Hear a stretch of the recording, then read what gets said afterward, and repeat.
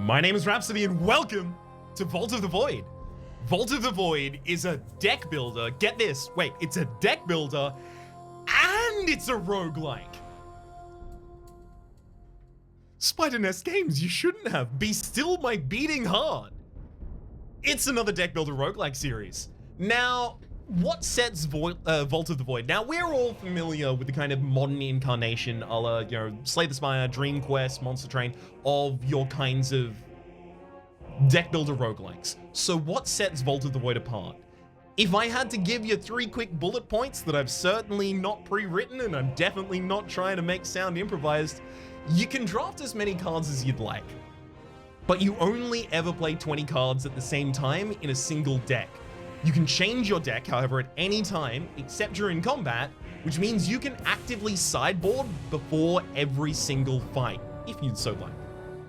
Also, cards aren't discarded at the end of the turn, but they are discarded intentionally for 1 energy each, and you draw back up to a hand size of 5 each turn, which means in-play resource management is totally different in this game to others. Also, all cards come with 1 socket and you earn void stones, which you might consider socketable gems, over the course of combat, which you can then socket in and modify the effects of cards with. The impacts of these are drastic. There's also a couple other things I haven't mentioned that we will get into as I go. You can see I've already unlocked up to pulse. Yeah, I'm playing this game a little bit in my spare time. Look, sue me, okay? I do tend to play like a fair bit of any game that becomes a series before I make it a series. I definitely had no exception here. I have 20 hours on record. So I feel like I'm in the right position at this point in time to introduce you to the game. Now, it is possible we only really get through the kind of tutorializing elements here in the first episode. However, don't worry, there's going to be another episode tomorrow. I will also say that the game,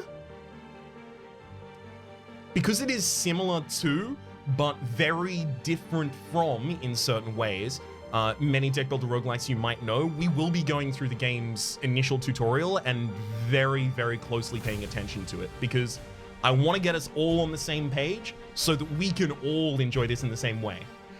The final thing I'm going to say before I start clicking the begin button, I know I'm super long-winded. We're 3 minutes in and I haven't done anything yet. My previous recording was 10 minutes before I clicked the begin button, and that's the reason I restarted that recording. Okay, but look, the thing that I wanted to say, God, please tell me I haven't distracted myself from what I wanted to say and forgotten it. The final thing I wanted to say is in the description down below, I am going to include the Discord of the developer. This is currently in closed beta on Steam. However, if you join the Discord, you can get access to the closed beta and you can play. I would recommend it. I will also play the starting deck that is unlocked by base, so we'll play the Hidden Blade. However, there are the Enlightened, the Daughter of the Void. We'll talk about class identities and stuff like that later on, because last time I tried to talk about it, I ended up talking for 8 minutes, and it was far too long. So at the start of every single run, you'll be offered a booster.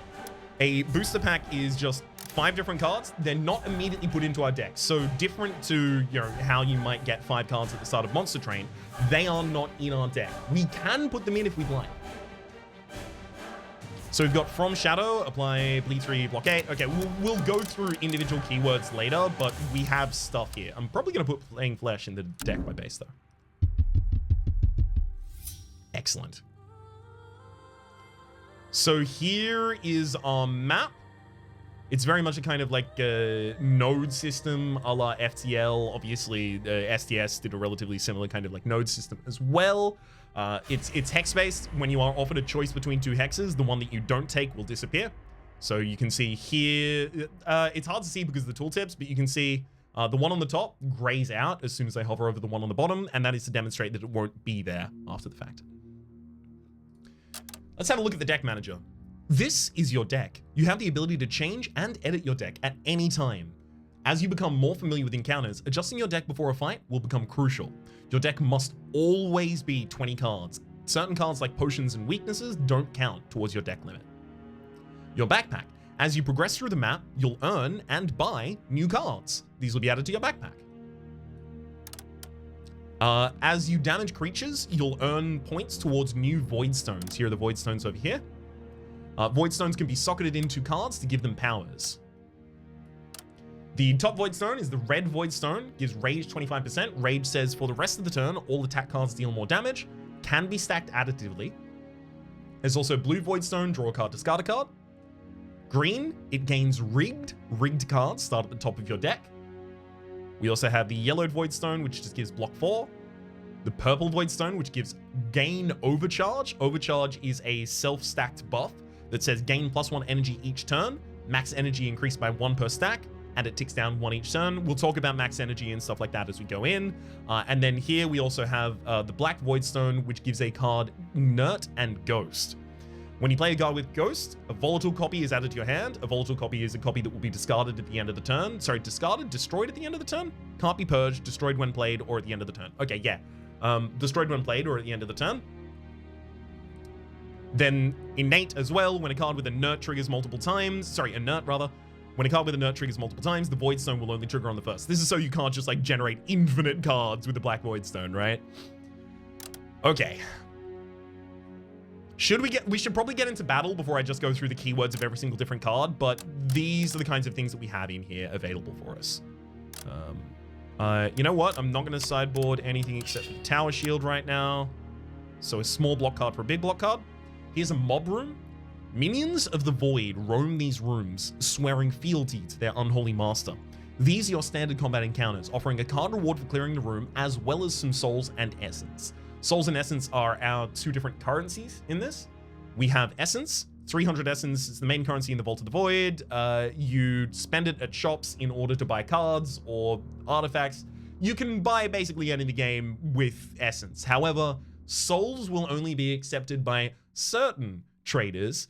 However, they will usually give you quite powerful things in response for them. So it's a rarer resource used in a different fashion as well. However, if you have any unspent souls at the end of the run, you have the ability to inflict damage to the final boss with them. So you can also just stack a bunch of souls and then nuke the final boss if you prefer. I don't know if you would ever be able to nuke them entirely, but it'd be interesting to see. And then we can see the difference between this mob room and this mob room is this little up arrow, and that up arrow says that upgrade. After clearing this room, you'll have a chance to upgrade a card. So let's go there and let's have a chance to upgrade a card. The Forsaken.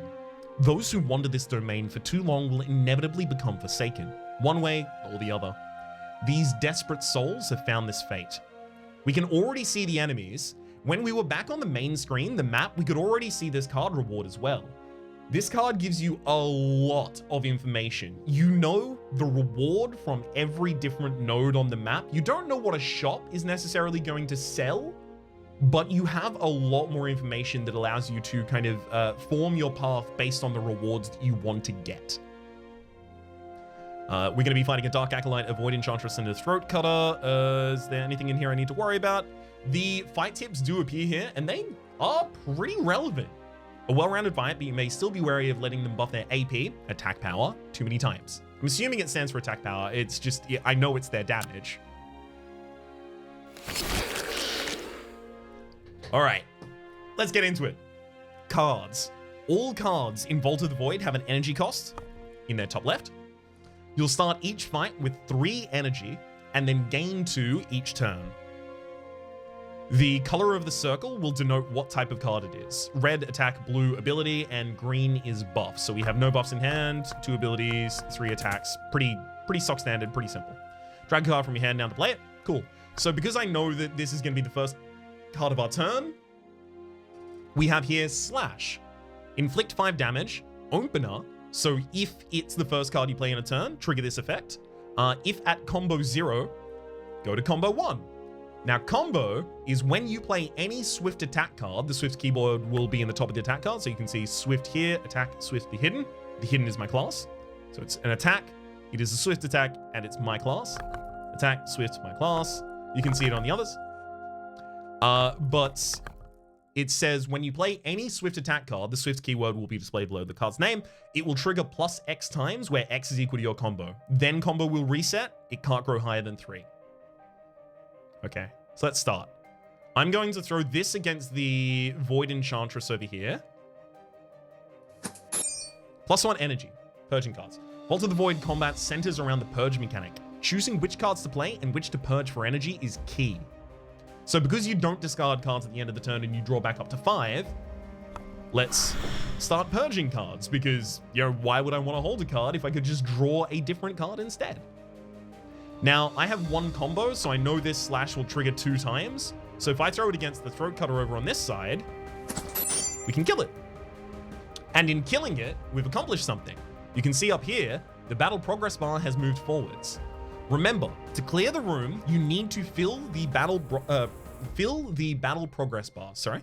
Each type of creature will add a different amount to the bar, and filling the bar will stop creatures respawning. Otherwise, they will respawn at the start of every round.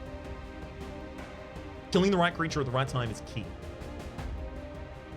Okay, and then I'll use another attack over here.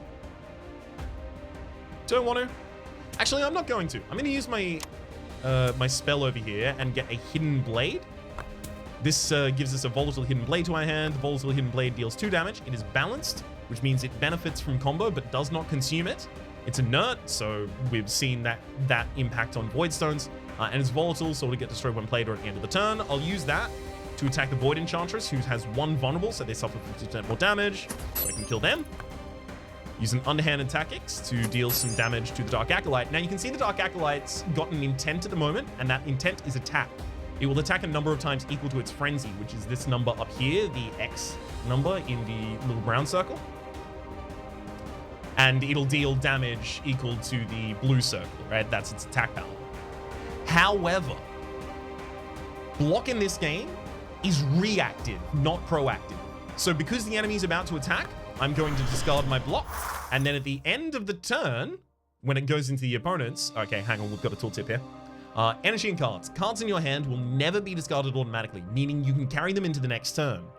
Also, your energy will carry across turns. It can often be a good idea to purge cards in your hand to set up a nice energy pool for the next turn. Monster's turns. It's now the monster's creature's turn to attack, rather. You can mouse over an enemy to see the details of what they're going to do. Their AP is shown in the blue circle, their frenzy is shown in the orange circle, and we'll hover over here. We can see it dealt damage to us, and now we have a threat. If we don't... the game's about to tell us this. Threat and status effects. When monsters deal damage, it's applied to your threat stack. Playing cards that grant block will reduce your threat stack. Block is played reactively. If you have no threat, then playing block is wasted. The small orbs around your threat, so these ones here, are debuffs or status effects, and they'll light up when you're suffering a condition. Any leftover threat when you end your turn will be removed from your HP. So our HP is up here in the top left. You can see 100 out of 100 at the moment. I'm going to individually block 1, but I'm not going to do that until after I play the slash, you see, because that's an opener card. Now I'll block and then I'll kill you. So we get a perfect victory there. We get extra essence, so extra resources for having done a perfect fight, and we get the upgrade point that we were promised. So having a look at our cards, we can upgrade any of the cards in the backpack as well. Every card has 1 level of an upgrade. This is kind of your standard upgrade mechanic that a lot of games like this tend to employ. I quite like it. Underhanded Tactics becomes deal 8 damage and also add vulnerable. So previously it was deal 5 damage if the enemy plans an attack action, apply 1 weak. But now it's 1 weak, 1 vulnerable, and it's 8. It's also worth noting this is a Swift card. So if I have combo, I can multi-play the Underhanded Tactics, and as a result, inflict multiple weak and multiple vulnerable. That's appealing. However, quickness. Both of these upgrade to become 0 cost, and they just give you a combo. It is a Swift card, however, you can see in the combo thing, it says whenever you play a Swift attack card, it triggers +X times. So you can't just play quickness in order to get all the combo. It's not how it works. Unfortunately, I tried it. Planning your path. You can change the color of a hex to help you with planning your path. Okay. So, there we go. We're going to have a green path here. Going all the way back to Hollow Knight. So there's a merchant up there, but I think it's probably more instructive here. It's probably more instructive to go to the merchant, right? But I'm not going to get value there. It does show you the minimum cost of something there, so I can buy something there. It just might not be something I want. We do have that red void stone. So actually, here's a good thing. Red void stone. For the rest of the turn, all attacks deal more damage. It can be stacked additively. It's rage 25, right? Let's put that on a card that I always play at the opening of a turn because it's an opener. I'm gonna take the fight. Okay, here in the Void's domain, even the vegetation is as abhorrent as all else. Instead of light, these hateful plants thrive amidst the pollination of foul corruption. Fight tips. An aggressive fight with creatures that both stack poison and increase their own frenzy. It can be tough to withstand their attacks for too long. We'll get block 4 and draw 1 rather out of this. Let's go into it. I don't really think I need to manage my deck for this fight. Just a few more things about threat. Once a creature attacks and inflicts threat to your damage to your threat stack, it's there to stay. Even if you defeat the creature, you'll still have to deal with the threat. Combat is fast-paced, swirling mess. If a creature attacks, you'll have to parry.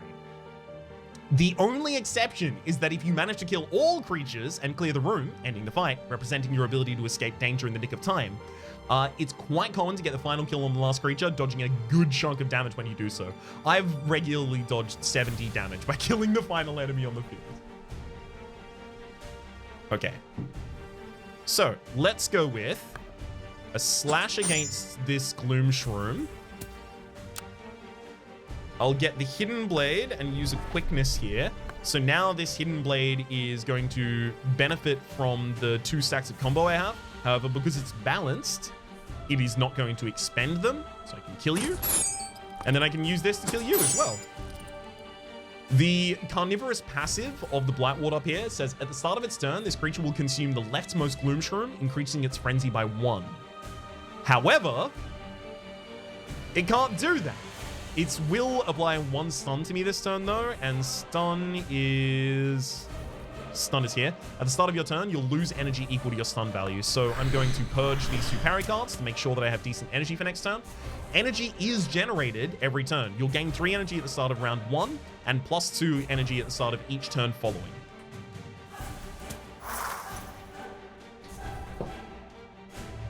Okay. Whew.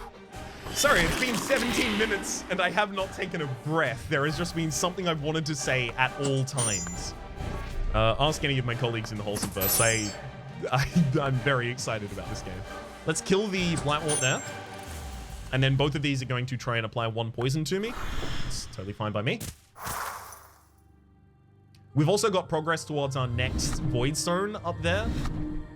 Once filled, the next Void Stone will be added to our backpack. So that's working towards a block Void Stone. We have a perfect amount of progress to it so far. Let's slash you. Then I can Ghost Blade in order to kill, and then Underhanded Tactics in order to kill. Get another perfect victory.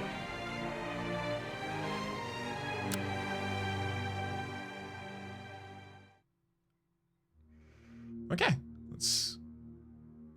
I want to go to the elite. We can see this space up here. Stronger minions of the void, determined to keep you from reaching the Guardian. These beasts offer 3 souls, an uncommon or rare card reward, and also an artifact. Unique about elites in this game, they give you the artifact before you fight them.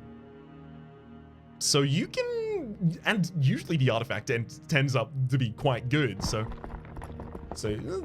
that there are a few more things in this game that are already just pinging off in my mind. Like, you can be more aggressive.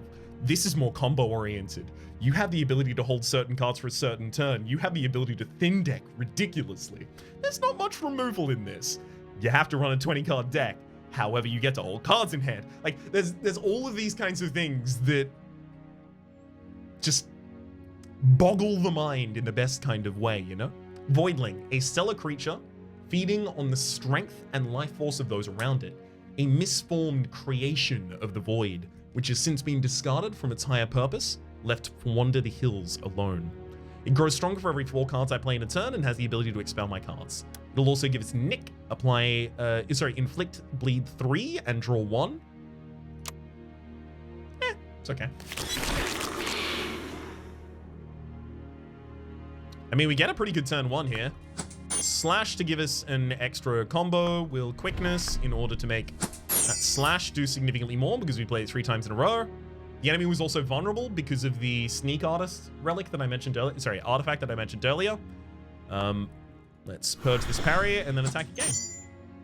Half of its health on turn 1. Seems good to me.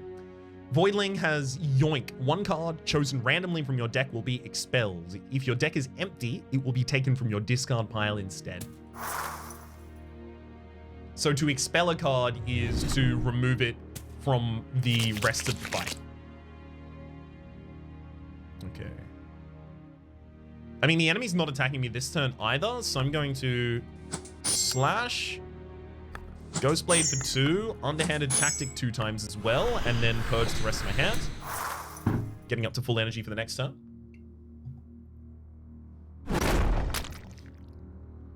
And then we're going to avoid that damage ideally by killing the enemy. That, quickness, kill.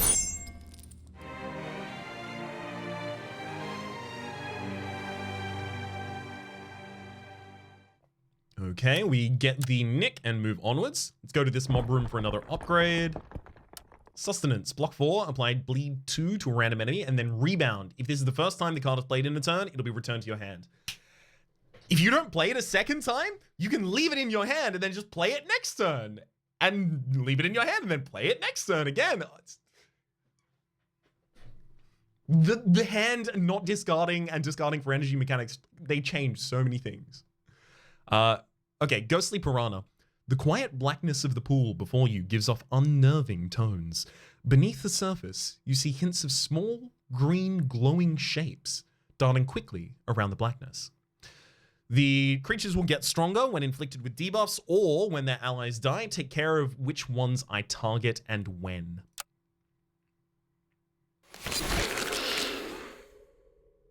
Okay, we can kill one on turn 1 easily. Scent of Blood. Apply 1 vulnerable and 1 stuns. They're trying to apply that to us. And then the other 2 are going to be attacking. So we'll not become vulnerable, I think. We'll kill the Ghostly Piranha in the middle.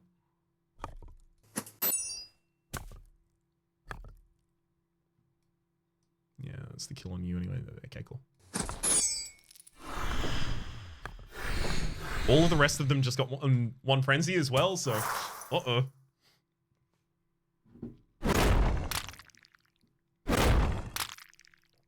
There's 12 incoming threat there. And I do not have the ability to block all of it. Okay. That's fine. We should probably leave the Scent of Blood ones on the field. That's the play. You leave the ones that are debuffing you on the field. Okay. We've got that hit against you, and then that's the kill instantly.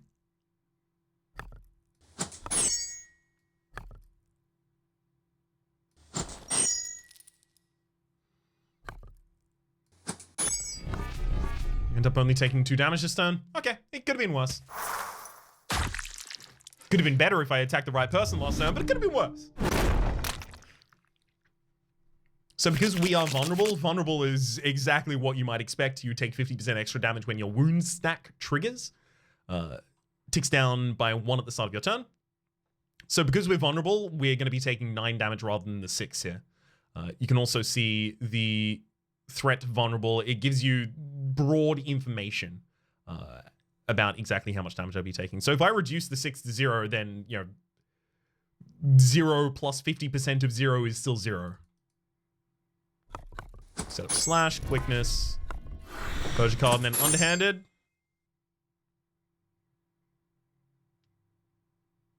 I thought that was going to be lethal. So, oops. Add 6 damage there I didn't need to take if I just focused better on that turn. I thought it was lethal.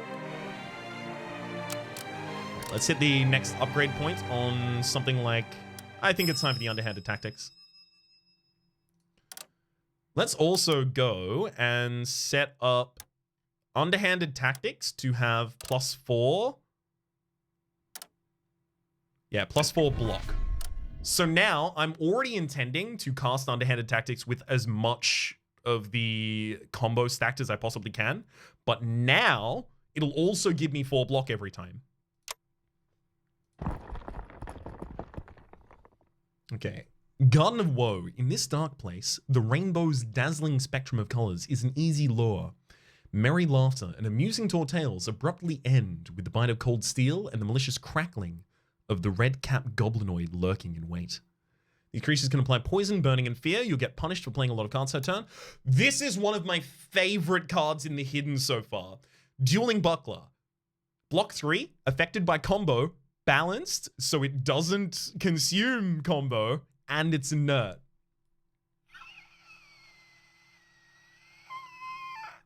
It's super good. It's very, very good. Sometimes you can work up to this being the only block you need in a Swift deck. All right, let's go. Quite the opening turn. All right, let's kill the Jinx Leprechaun then, because that'll get 100% of the battle progress bars, so we know that the fight will end the turn after. Well, not the turn after, or rather, nothing will respawn at least. If we kill the red caps, something will respawn, unless we kill both. So, start out with a slash. Great. 14, another person. Kill the Jinx Leprechaun. Burn that. Kill you as well. Okay, so now we just have the red cap on the field and we're taking 12 damage next turn. Or at least we have incoming of 12 damage next turn to our threat.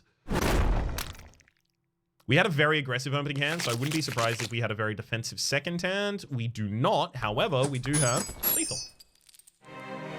So that's ultimately defensive, right? We also got another Voidstone here. In the blue Voidstone, draw a card and discard a card. So I think that this also similarly probably wants to go on a card that you want to play early on. So it probably also wants to go on a slash because it goes on a card that because you want to plan your turn around the cards that you have in hand. So you want to do your draw effects as early as you possibly can. And opener cards are also something you want to do as early as you possibly can. My feelings about how things should be socketed will obviously change in the future, but this is my initial read of these kinds of things. Jaws of Death. This creature is nothing beyond primeval, one that stalks these endless depths with no malicious intent other than an instinct to feed. It is ancient beyond knowing, who not even the void can claim as its master. Hello, Bruce. I wonder if this is a reference to... It's almost certainly a reference to Nemo, right? Big old shark named Bruce. Makes sense. We get the defensive attack for this, inflict 20 damage, and then we block, and we also get delayed block. Block that starts, or block at the start of your next turn before drawing cards. All right. Let's go for it. So here we see, this is an elite fight, so we get, as I said previously, the relic at the very start here. Eldritch Blessing. Every 7th card played will cost 1 less energy. There's also the Obsidian Crowd. Every 8th ability card played will cost 0 energy. And there's the Seer's Eye. Mousing over the mob room will allow you to see which mobs await inside. Every 2nd fight, you'll start with Stealth, meaning that creatures will miss their first turn. Which means it's... So they miss their first turn. On the 2nd turn, they threaten you. So on the end of the 3rd turn, you take your first point of damage if you have Seer's Eye. Which means you might kill all of the enemies before they ever threaten you, even slightly. While that's interesting, I'm going to go for the Eldritch Blessing here. Because we play a lot of cards. Okay.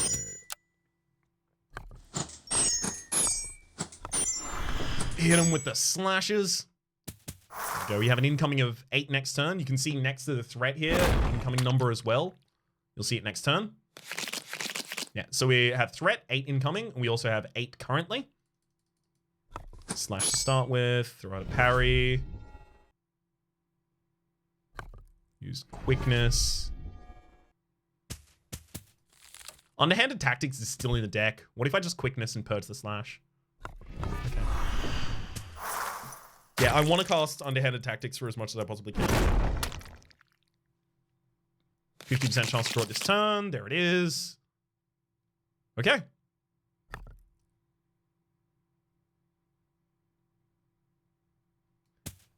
I mean, let's start with the Ghost Blade because we already have a bunch of combos, so it'll benefit from that and not consume it. And then Underhanded afterwards. Underhanded also blocked us. You can see block 4, it triggered a couple times there. It saved us from all of our damage because of the gem that we socketed in it. So we knew we could get really aggressive with that card in particular. Also attack one more time, and then I'm just going to purge the remaining cards in hand. Yes, even the Tower Shield. In retrospect, should I have done that? No, of course not. But it's my first episode. Let me misplay. Let me misplay for a couple of episodes before the chat becomes better. Chat, wow. I've become a streamer. Let me misplay for a couple of episodes before chat's better at me, better at the game than me. Give me a little bit of a head start. Okay. Right, we are also feared at the moment, so after drawing, we must discard cards equal to our fear value. I'll discard that one, and then slash, quickness. I don't need to use the Ghost Blade. I think the cooldown goes over fights as well, so I need to check that about the spell, though. Okay. The end of the combat. Now, interestingly here, because I'm not choosing not to, like, because I'm not choosing between two rooms, I can, this one is not invalid anymore just by selecting the top one. So there are ways you can traverse the map in order to eke out a little bit more value. We'll get deeper into that in future episodes. This one is very much demonstrating the game, why it's a thing that I had to cover on the channel, and why it's something that you might want to find that Discord link in the description down below for and play the closed beta of. Fresh Steel, ability hidden, discard cards, discard hand rather, and gain that many +1 volatile hidden blades. We've seen a Gloomshroom fight before. Do I have anything in the deck that I really want to sub in, sub out? I mean, look, parry goes out and maneuver goes in. That's obvious at the absolute least, right? Oh, okay, one parry goes out and Dueling Buckler also goes in. I wish I had some more access to combo right now.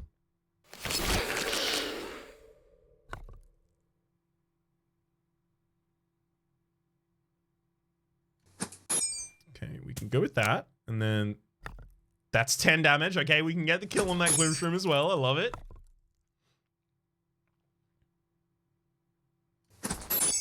Killing both of the Gloomshrooms on turn 1 and preventing the Blightwort from actually even being able to do anything, that seems like a very effective way to approach this fight. I've done it a couple of times and I've always been pretty comfortable with it.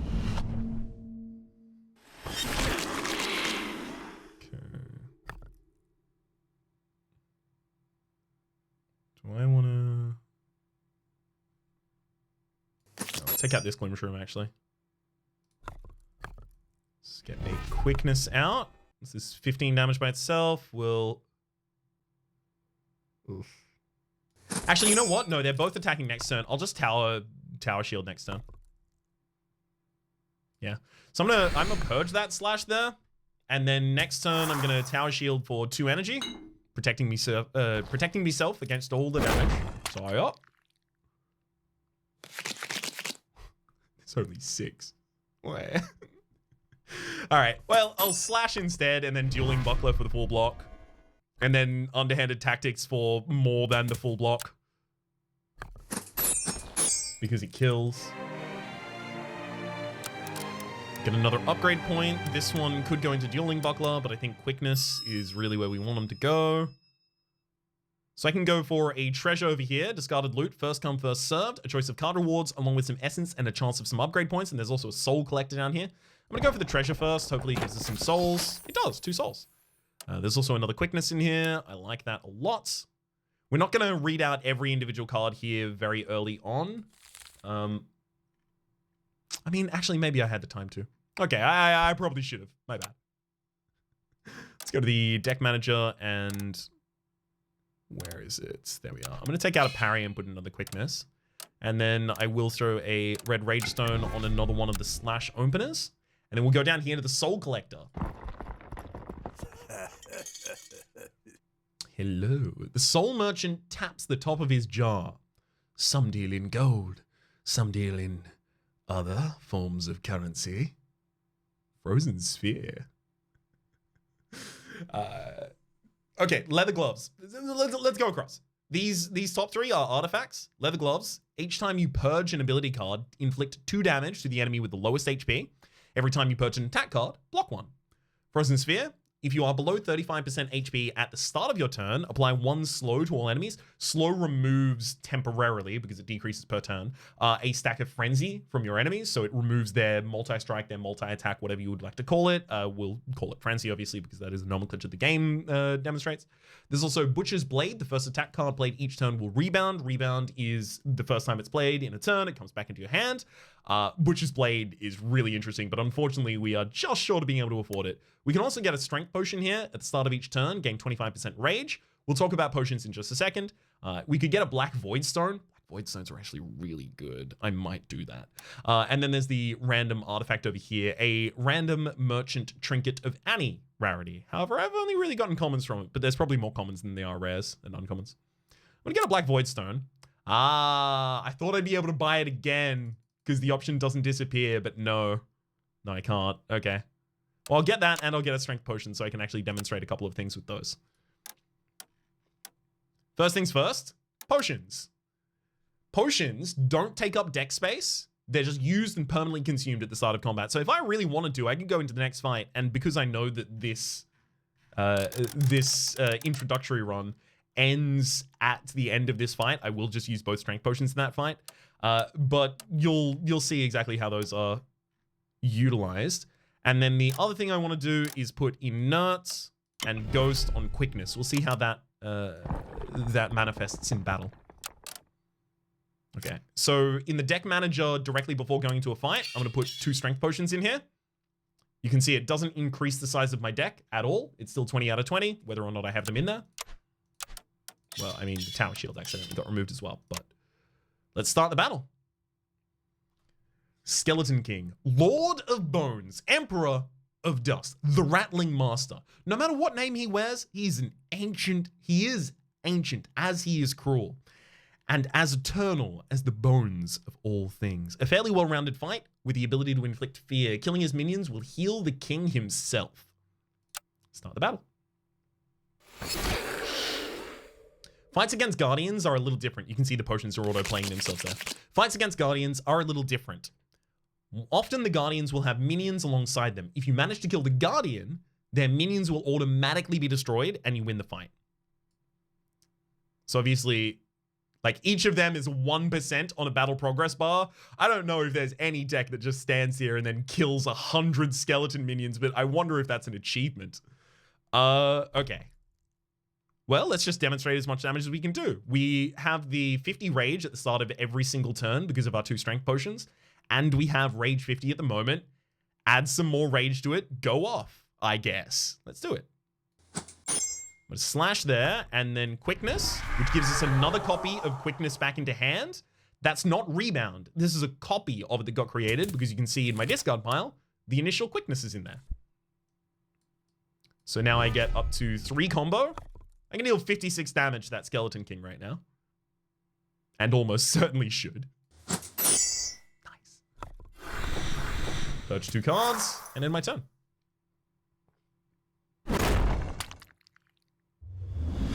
We're feared and vulnerable.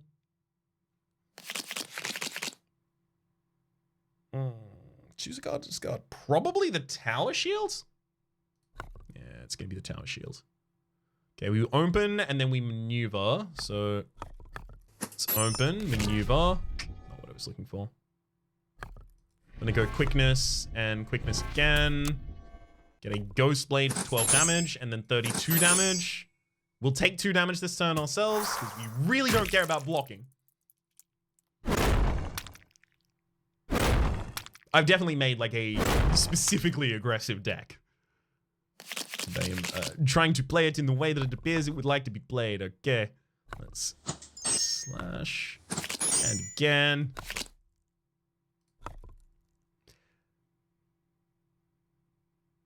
Huh. Right, okay, yeah, draw 1 and discard 1 triggered multiple times because slash had... Yeah, okay, that makes sense. Because the combo existed, so it was triggered an additional time. Then I'll slash finally and get the kill. That's all of the introduction mode. Well done on making it this far. Introduction mode was set up for new players to learn the game mechanics and how the deck manager and combat works. You've reached the end of this line of difficulty. Now that you've experienced the game, you can jump into normal mode or harder for the full game experience. Now, because I wanted to make sure that all of the tutorialization that I had to definitely do in order to inform you as to, the differences between this game and the similarities between this game and others of the genre, I will leave that here at the moment. However, tomorrow there will be an episode on normal difficulty, and then we'll continue trying to ascend and honestly probably settle back down on normal for a little bit of time, because hard and definitely impossible have been kicking my butt right off. But for the moment, make sure to check the description for all of the information about this game, as well as to find its Steam store page if you would prefer to go and wishlist it on that. In fact, I would recommend go and wishlist it if you are interested in what you have seen so far. All of the other descriptions and informations and such will be down there. You'll be able to find them, as well as a link to all of my content on this game, present and future. I would typically say past, present, and future, but this is the first video. Is there anything else I need to say at the end of the first series? Oh, yes. Sorry. Because it's the first episode in a series, it's also kind of important that I ask. I try not to ask often in videos at all, but if you did like the video, please click like. It does help me get my content out to new people, and it matters a huge amount on the first couple of episodes of any new series. For the moment, though, my name's been Rhapsody. The name of the game has been Vault of the Void. Hopefully you've been enjoying yourselves, and hopefully we'll see you tomorrow.